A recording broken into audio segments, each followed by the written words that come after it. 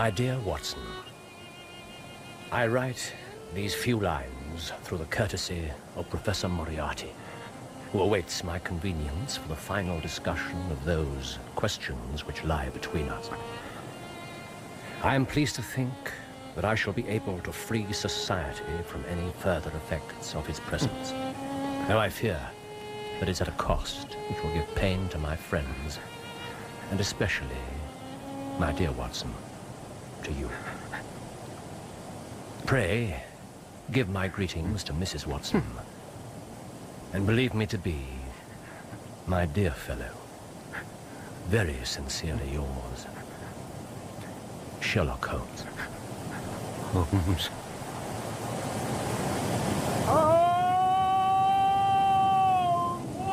Watson! Holmes?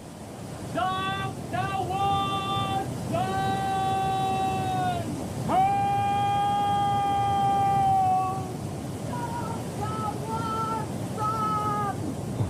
What? Dr. Watson. Dr. Watson. Are you awake? Nurse. Oh, my God. How could I have fallen asleep? It's perfectly understandable. You're exhausted. Has there been any change? Dr. Pendle thinks you should go in. Very well. Thank you, nurse. Doctor, I'm sorry. Thank you.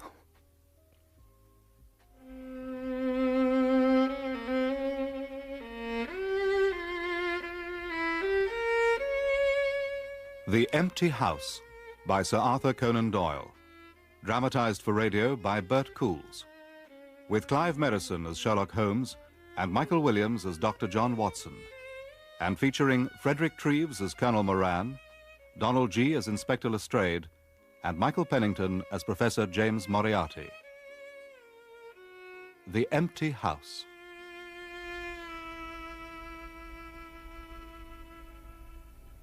Mary, can you hear me? Dr. Pendle? No, my love, it's me. It's John. John? Yes, Mary. I'm here. Oh, John. Are you all right? I'm fine. And soon you will be too. I don't think so. Oh. My dear. That's what you said to me then. When? In Mr. Sholto's garden. I was frightened, and you took my hand. John. I'm here.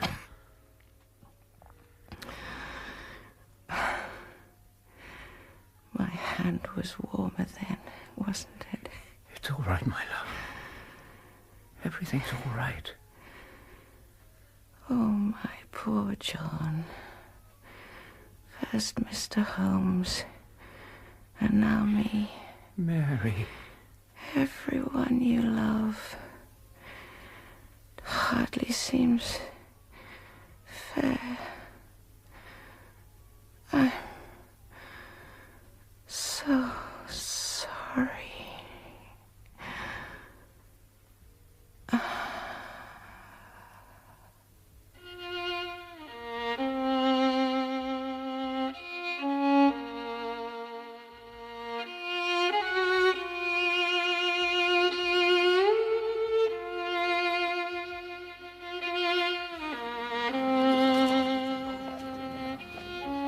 To be taken so young.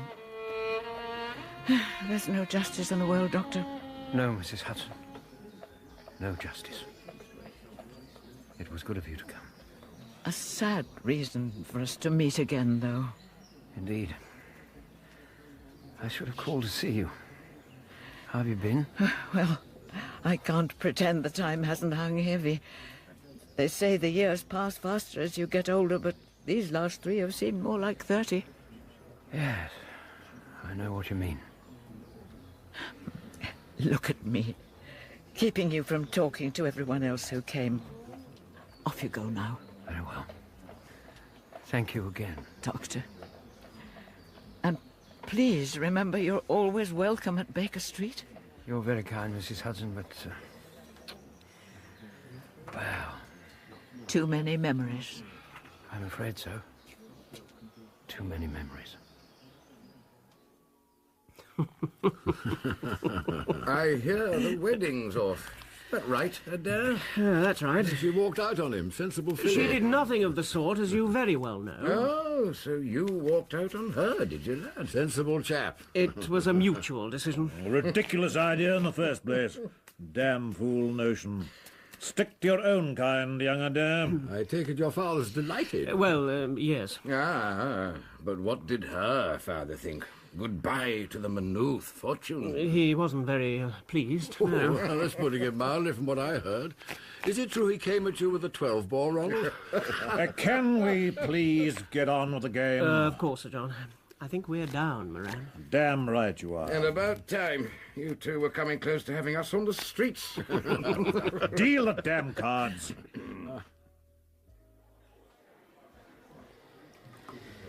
Thank you. Sir, good health to you. You want Stanford? Thanks, old man. Cheers. So, how are you? Oh, I've been better. Yes. Of all the damn things to happen. What's the point of it all, Stanford? Watson. I mean, look at us. Doctors, for God's sake. Well, what good do we actually do? What difference can we make? We can make a difference. You have to hold on to that. Sometimes we really can. Not where it matters. You know what someone said to me at a funeral? There's no justice in the world. Well, I'll drink to that. Barman? Good Lord, man, I swear you keep 'em up your sleeve. Aha! Discovered! Damn it, Adair, you've the luck of the devil. Luck, Sir John. It was skill, pure skill. Not to mention the brilliance of his partner, eh, Ronald? Not to mention the brilliance of my partner. Come on, John, let's take 'em on again. What do you say, Johnny? Another hand? No, Moran, that's my lot for tonight. But it's early still. What's the matter with you, Adair, you deaf? Now, what's the damage? Well, let's see. Here, I've been keeping a note. There you are, Sir John. Good God. You know, what you should be doing is thinking about the future. The future? Stanford, just at the moment, I can't see any future. You need something to occupy yourself. Why don't you get back to the old writing? Give us some more of those stories of yours. Romantic rubbish. What? That's what Holmes always called them. Like putting an elopement into the third proposition of Euclid. Damn good thing, too. Have you ever read Euclid? That's more like it. Go on, why don't you? No, I don't think so. Pity. The old Strand's not been the same since you packed it in. Thank you, Stanford. I appreciate that. Oh, I mean it. The way you wrote about those criminals really made it live. Well, I had some marvellous material to work with. Holmes would only ever take a case if it was out of the ordinary. There's not been too much of that sort lately. Ah, so you do still follow these things? Not really, no, not anymore. It's hard to shake off something like that. Well, there you are. Take it up again. Solve a few crimes. Stanford. No, I mean it. What's that line? You know my methods. Employ them. I wouldn't have the arrogance. Come on. You need an aim in life. Doctor's orders? Yes, actually. Doctor's orders. Now all you need is the right case. Ronald! Ronald, are you in there? He hasn't come out all evening, my lady. Ronald, why are you being so rude? Unlock this door at once. Ronald? Melville. My lady.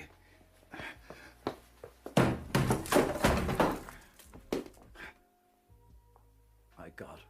What's wrong? No, my lady, stay there. Stand aside, man.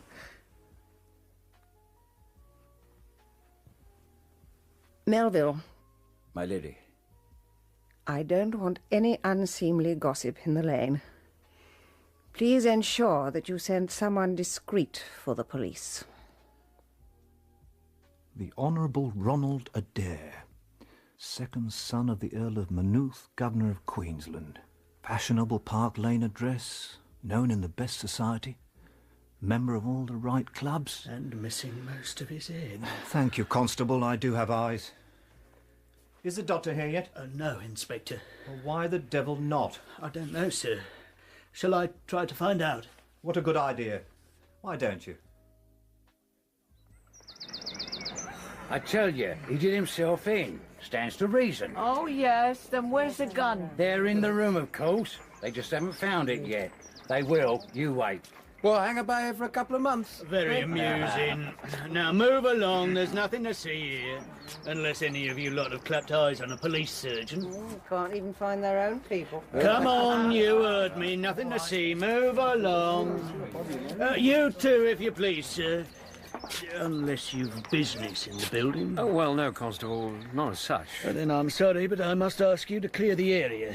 You understand, sir? Yes, of course. Dr. Watson. Ah, Lestrade, good morning. It's all right, Sacco. This gentleman's a friend of mine. Good morning to you, Doctor. How are you? I'm in reasonable health, thank you, Lestrade. Good. What brings you here?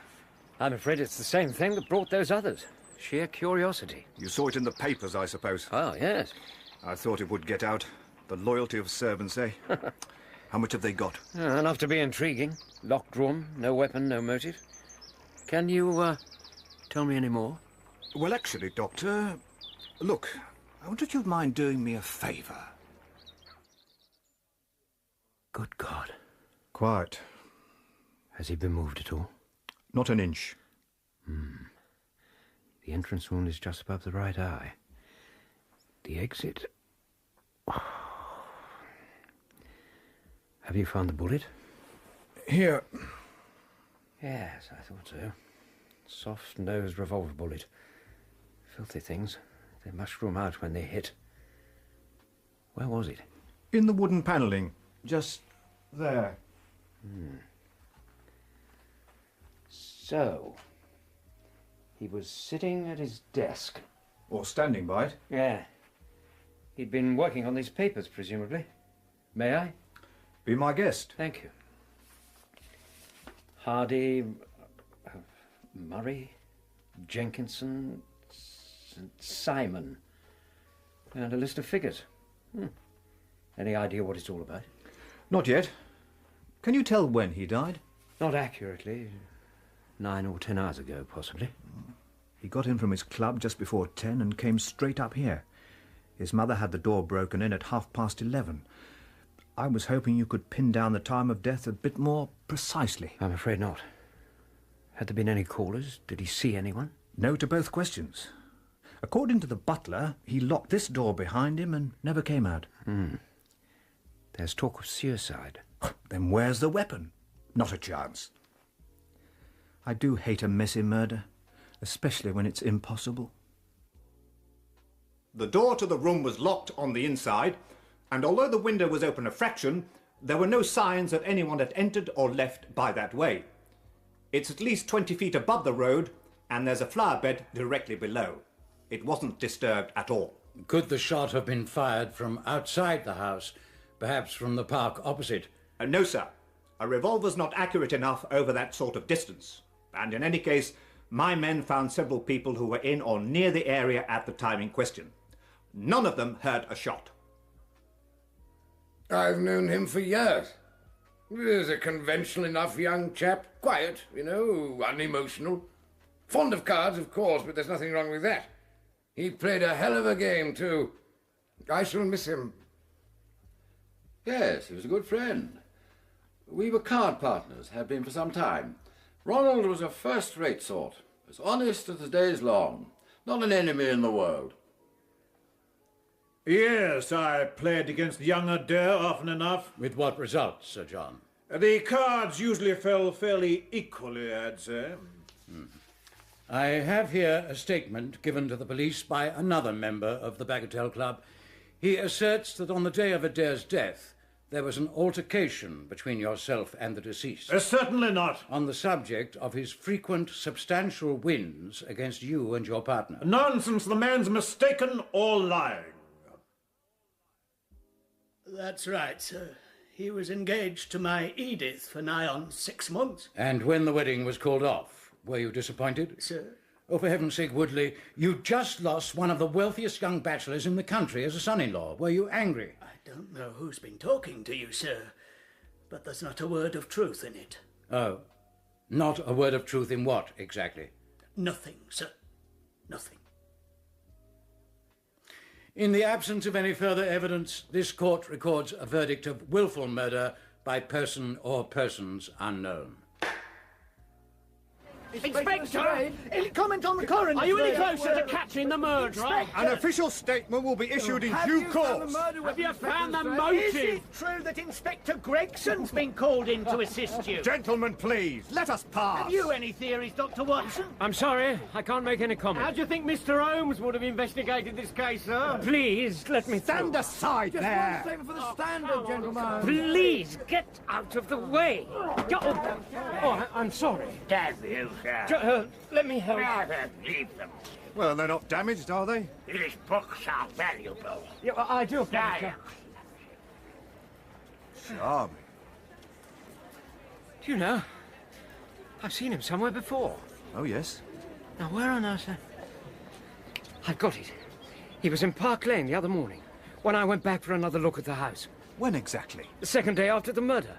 Your constable moved him on. Probably just another gawper. Do you think it's significant? No, I don't suppose so. So, what's your next step, Inspector? Oh, back to the routine. Question everyone again, that sort of thing. Not to mention trying to work out how the devil it was done. Yes.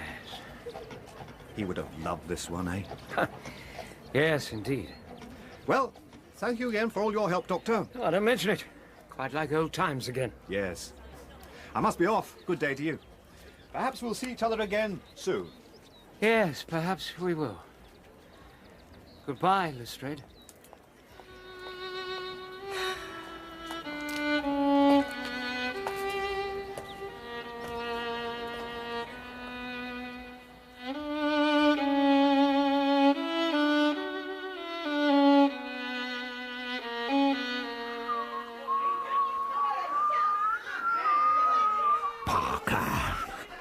Who the devil are you?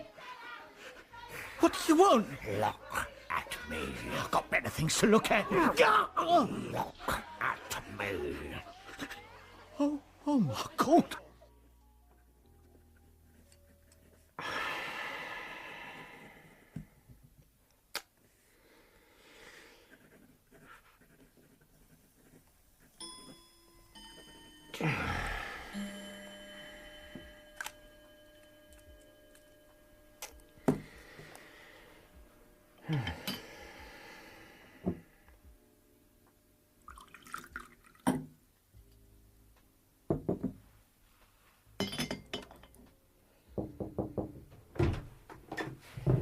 Yes, Jenny. Beg pardon, sir, but there's someone wants to see you. A patient? I asked him, Doctor, but he wouldn't say. Wouldn't say? Well, did he give you his card? No, sir, but he said you knew him. Show him into the consulting room, Jenny. I'll be there in a minute. Yes, sir. Oh. Sir, I'm sorry. It's all right, Jenny. You can go. Thank you, Doctor. Now, sir, why have you come here? To apologise. For what, pray? I was gruff. You're making too much of a trifle, sir. Now, if you'll excuse me. My books mean a lot to me. So I realised. You should fill that gap in the bookcase. It's untidy. What gap? There. Ah, I can see what you mean, but I hardly think it's... How do you do, Watson? I trust I find you well.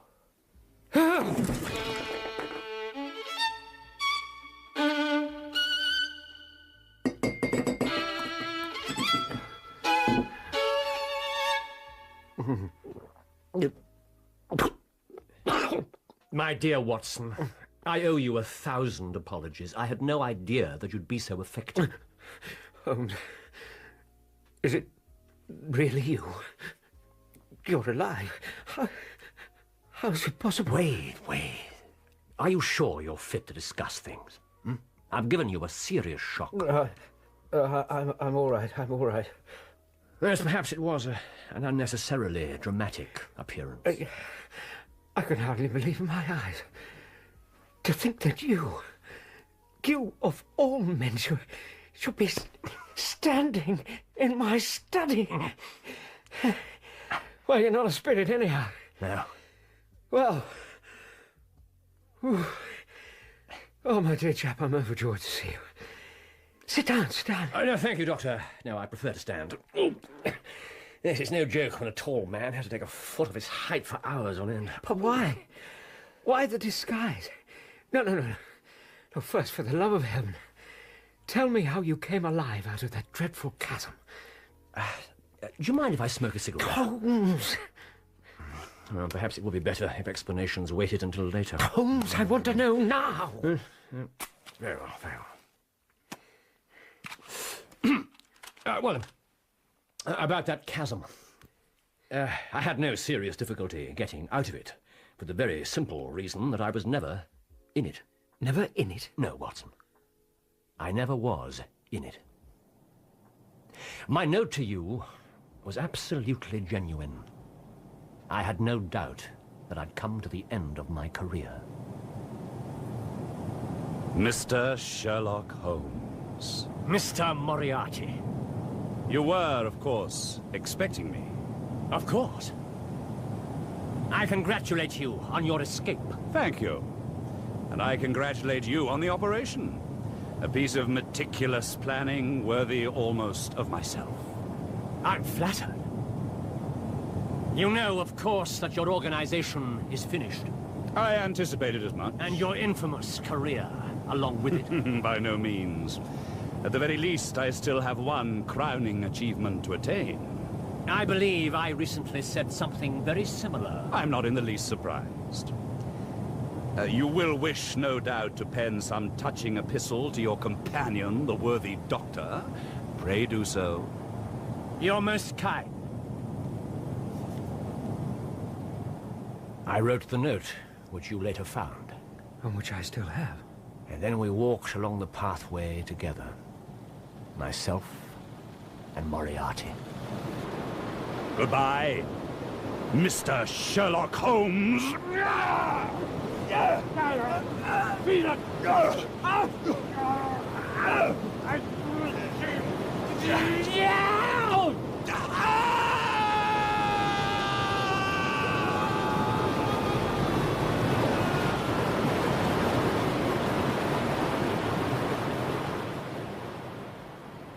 Baritsu, the Japanese system of wrestling. It's been useful to me more than once. Good God. Holmes, the tracks. I saw them with my own eyes. 2 sets of footprints went down the path. None came back. Yes. The instant the professor disappeared, it struck me what an extraordinarily lucky chance fate had placed in my way. Lucky? Now, Moriarty wasn't the only man who'd sworn my death. There were at least 3 others, all of them dangerous. It occurred to me that if the world was convinced that I was dead, they would take liberties, these men. Lay themselves open. So, I decided to die. Good heavens. Once I destroyed them, then I could announce that I was actually still in the land of the living. And now you've done so. But no, that doesn't make sense. Why the disguise? Why the secrecy? 2 of the 3 men have been dealt with, and now the 3rd, the deadliest of all. He's within my grasp at last. Look, we're getting ahead of ourselves. If you didn't come back along that path, then how did you get away? I read your picturesque account of the matter with great interest. You said that the cliff above the falls was sheer, but that wasn't literally true.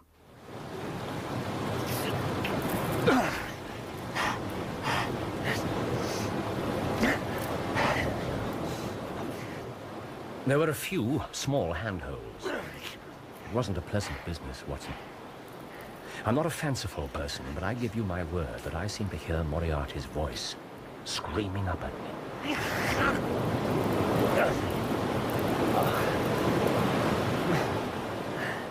I couldn't have made it to the very top. But some way up, there was a ledge. I was able to wait there and rest. For how long?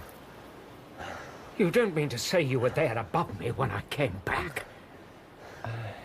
Yes, I was.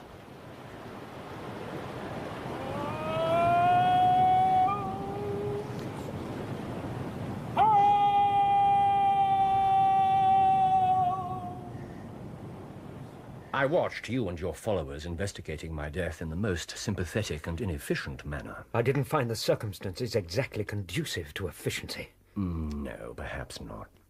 Anyway, at last, when you'd all formed your inevitable and totally erroneous conclusions and departed for the hotel, I was left alone. And you climbed down the cliff? Exactly. And went where? To Florence, initially. Florence? With the certainty that no one in the world knew what had become of me. No, indeed. Save one. What do you mean? I did have one confidant. My brother Mycroft. I needed money. I needed information. And you couldn't trust me? My dear Watson, I owe you many apologies. Several times in the last 3 years, I've taken up my pen to write to you. Then what in the world stopped you? Your regard for me. I don't understand. I was afraid it would lead you to betray my secret. Your account of my unhappy end was a vital factor in the whole plan. Would it have been as convincing if you'd known the truth? What about after it was published? Still too great a risk. For you as well as me. I can only ask your forgiveness. You have it, of course. Thank you, my friend. And now, I have a piece of work for both of us tonight. Hard and dangerous work.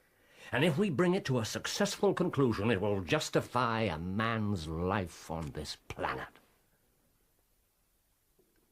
Will you come with me? When you like, and where you like. Ha!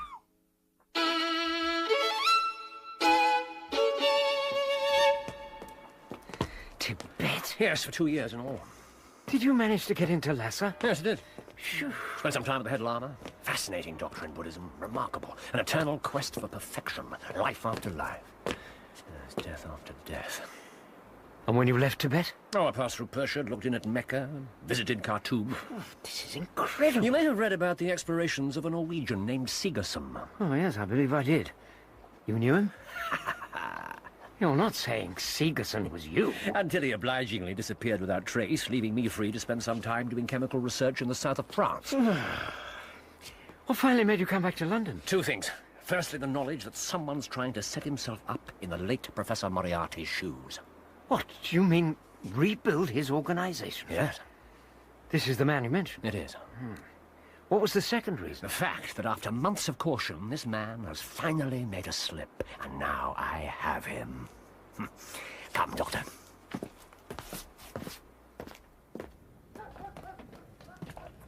Holmes? Where are we? Well, don't you know? You seem to have led me through every mews and stable yard in London. I see 3 years hasn't improved your tendency to exaggeration. Or yours to sarcasm. Touche. In here.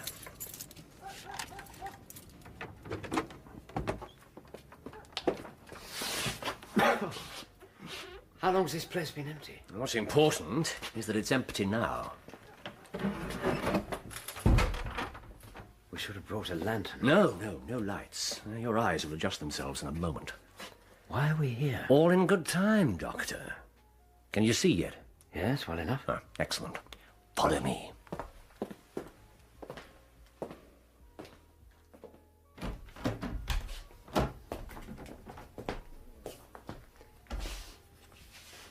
Look down there. Now do you know where we are? Well, surely that's Baker Street. Yes. We're in Camden House, directly opposite our old quarters. But why are we here? Well, because it commands so excellent a view of that picturesque pile. Now, let's see if 3 years of absence have entirely taken away my power to surprise you. Look over at our old rooms. But the blinds will be drawn. Good heavens. I trust that age doth not wither nor custom stale my infinite variety. It's marvellous. Yeah. What is it, some sort of cut-out No, shape? no. It's a bust in wax. Throws a more realistic shadow. It's by Monsieur Oscar Meunier of Grenoble. It really is rather like me. What do you think? I'd be prepared to swear that it was you. But what does it mean? Surely it's as good as telling this man that you're still alive. Ah, but he already knows. I sent him a message through one of his agents, Parker by name, a garrotter by trade. Remarkable performer on the Jew's harp. Holmes, you're making this up. Never, I swear it. Anyway, I've not been out of sight of one of his men ever since. Which presumably was what you wanted. Exactly. Well, my next call was on the admirable Mrs. Hudson. With no warning? You just walked up and rang the doorbell? Yes, I'm afraid I did. And in answer to your next question, violent hysterics. She didn't faint then? She does have remarkable self-control for a woman.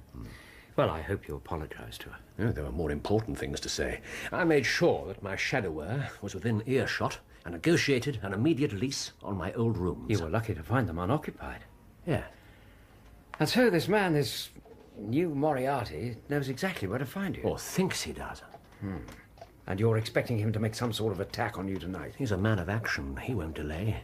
Before the night's out, I shall have been efficiently assassinated by a single shot from the street. I'm rather looking forward to it. We'll have a perfect view from here. Suppose he gets away before we reach him? No, he won't. He won't. Oh, Watson. He's the most cunning and dangerous criminal in London, and he's after me tonight. And we are after him. I never thought I'd see a night like this again. Holmes, it's wonderful. Yes. Yes, it is, isn't it? The shadow's moved. Huh?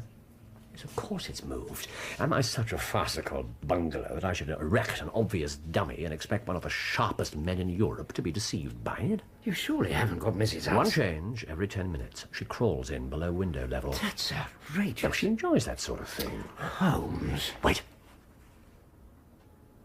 What? The street's empty. Yes. He's coming in here. Tonight's surprises are not all one-sided. Your pistol. Ready. Excellent. Now into the shadows and not a sound.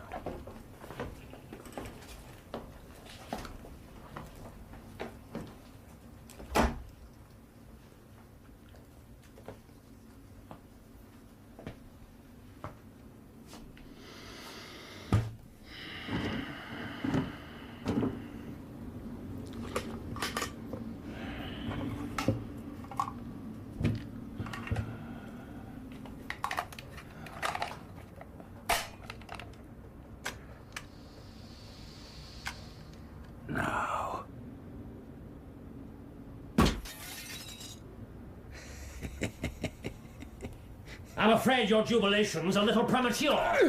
You?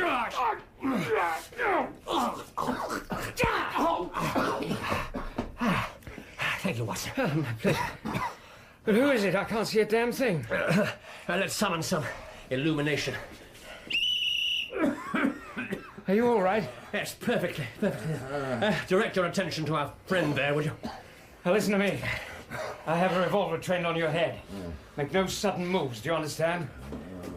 The lantern bearers. Mr. Holmes! Good evening, Lestrade. I could hardly believe it when I got your message. It's good to see you back in London, sir. Well, you needed a little unofficial help. 3 undetected murders in 1 year won't do, Lestrade. But you handled the Molesey case with less than your usual. That is to say, you handled it fairly well. Holmes, if you don't mind. My dear fellow, a little light here, if you please. Constable. Thank you. Yes. Journeys end in lovers' meetings, as the old play says. Gentlemen, let me introduce you to Colonel Sebastian Moran. Good God above. Once of Her Majesty's Indian Army and the best heavy game shot that our Eastern Empire has ever produced. You fiend! You cunning fiend! I'm surprised that my simple trick could deceive so experienced a hunter. How many times have you tied a young goat under a tree and waited above it with your rifle for the bait to bring up your tiger? Well, this empty house is my tree and you are my tiger. The parallel is exact. You, sir, Inspector, or whatever you are, you may or may not have cause for arresting me, but there's no reason why I should submit to the jibes of this parson. If I'm in the hands of the law, let things be done in a legal way. Well, that's reasonable enough. Anything more to say, Mr. Holmes, before we go? This is a fascinating weapon. Yeah. I knew von Herder, the blind German mechanic who made it to the order of the late Professor Moriarty. I've no doubt it was always intended for the Professor's trusted chief of staff. Isn't that so, Colonel? You devil! That's quite enough of that. You're not in India now. Constable, take him downstairs. Inspector, one moment. Holmes? Moran? You seem to know a good deal about me.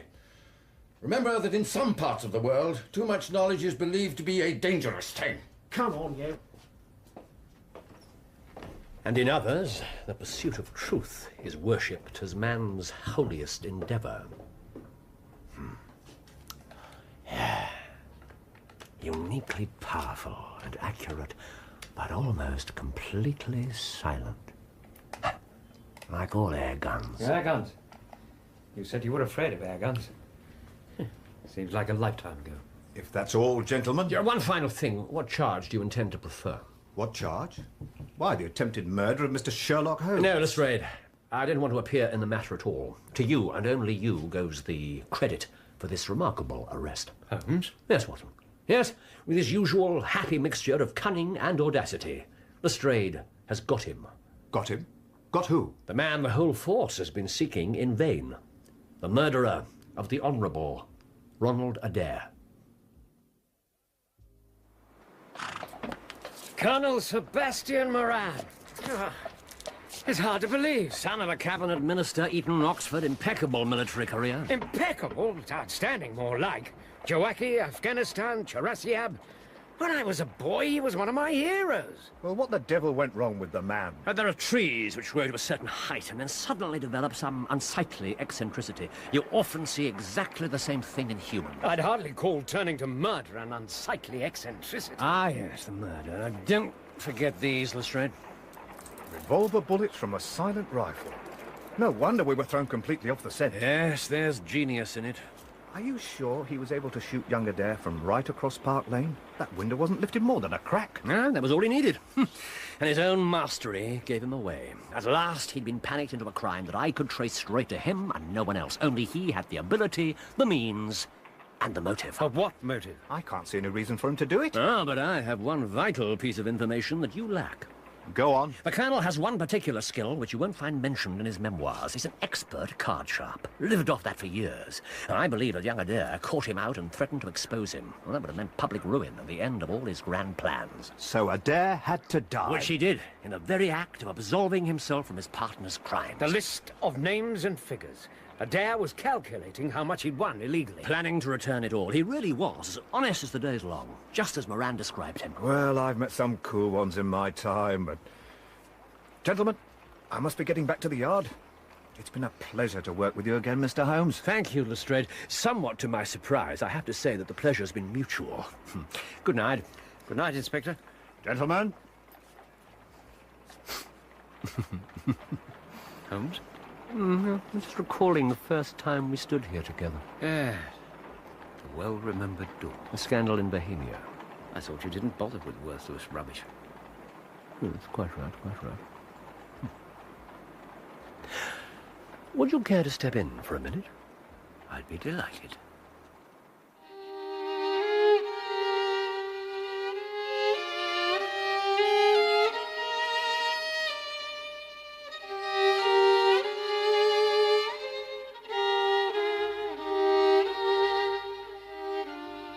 Went to it on my knees, sir, as you told me. I hope you were careful, Mrs. Hudson. Oh, yes, Doctor. Believe me. Excellent. You carried the thing out very well.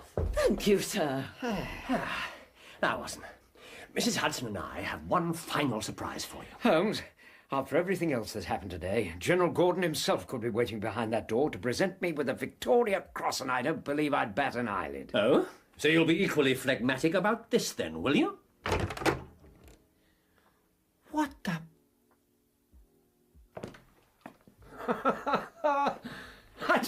I don't believe it. Holmes, this is incredible. Brother Mycroft's work. And mine? Though if I'm being truthful, I thought it was more than a touch morbid. Everything. Everything is exactly the same. Not exactly the same. Well, no, it's a good deal tidier than it used to be. That won't last. Oh, I'm sure it won't. This is amazing. Well, if you'll excuse me, gentlemen, I have a good many things to see to. Of course. Welcome back, sir. Thank you, Mrs. Hudson. It's a pleasure to be back. Gentlemen.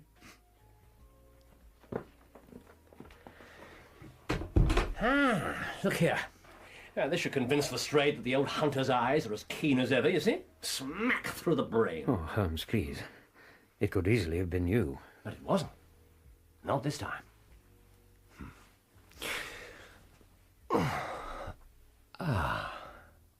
When do you sit down, my dear fellow? Of course. Thank you. Excellent.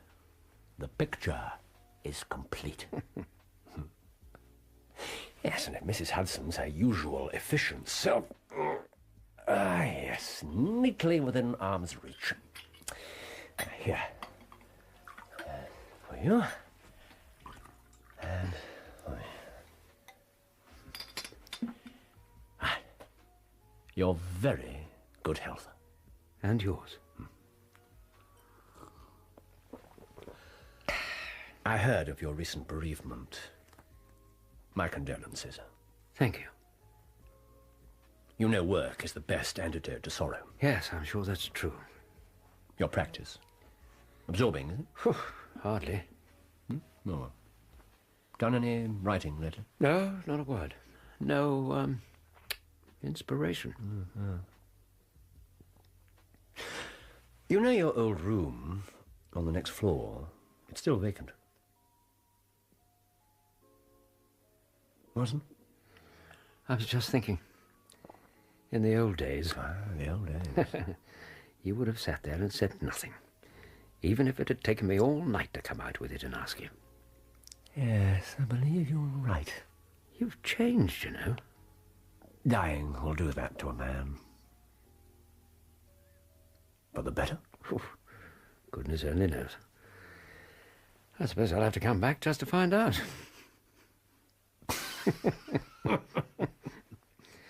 It really has been a most extraordinary day. Welcome back, Holmes. Welcome back, Watson. To the future. The future.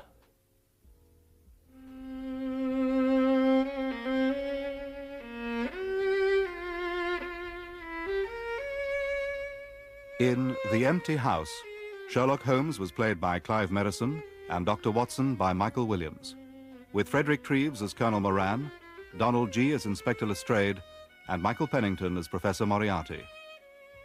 Mrs. Hudson was played by Joan Matheson, Sir John by Peter Penry Jones, the nurse by Kate Binchy, Mary Watson by Gilly Mears, Watson's maid by Cyril Jenkins, Murray by Steve Hodson, Adair by John Webb, Stamford by Keith Drinkle, the coroner by John Church, and Woodley by John Fleming. Other parts were played by members of the cast. The violinist was Leonard Friedman. The Empty House was dramatized for radio by Bert Coules and directed by Patrick Rayner.